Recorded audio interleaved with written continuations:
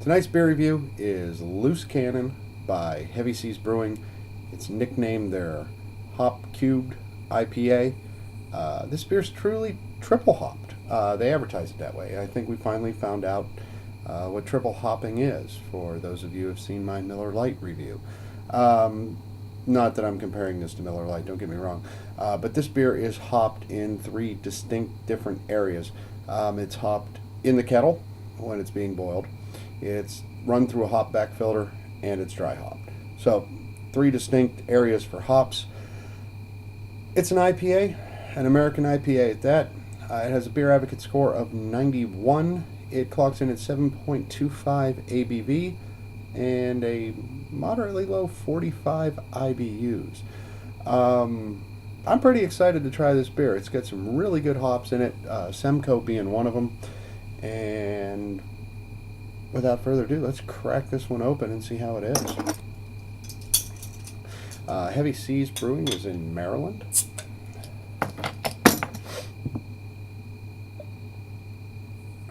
And I do believe this is their signature beer.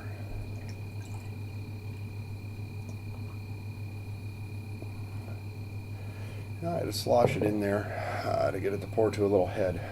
Didn't want to make one pouring it easy. But it is a really nice, almost a copper color, maybe a brass. Very, very super clear, nicely carbonated.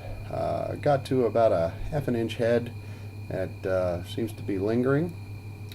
Very nice lacing in the glass. Well, you can smell this one was dry hopped. A lot of nice, really nice hop aromas coming from the glass. And it's a mixture of them. I mean, there's a real citrus note there. There's a piney note and a slight little bit of earthy kind of hop note there. Definitely smells well hopped.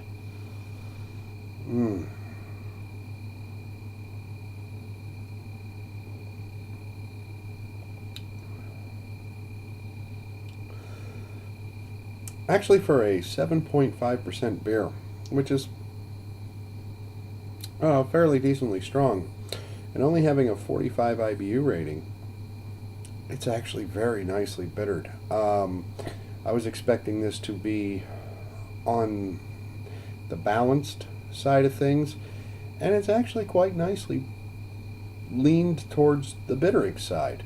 I would expect with a 7% alcohol beer to get to that balance point where it starts to become bitter. To me anyway, at my taste, would be around 55-60 IBUs, and so I was expecting this to be really well balanced, and it's a little bit hoppy.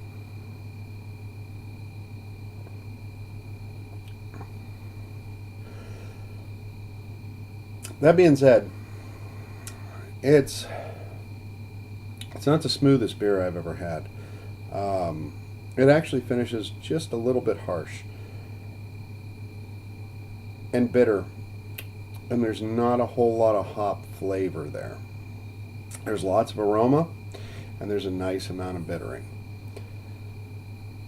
As far as IPAs go, and I've been blessed drinking some really, really good ones lately, this one's a little bit short from the mark. Not saying that it's bad, but it's certainly not world class, but it's a pretty darn good one. It's, even though it's 7%, I would almost want to call this a session IPA. It's not so bitter, it's not so flavorful that you're going to get overwhelmed by drinking a few of these in a row. No, it's 7.5%, 7.25%. Yeah, I don't know how many of them you're going to be able to get through before you're unable to stand or walk, but I could hammer these out all day until I've had too much. It's not bad. Have a good night.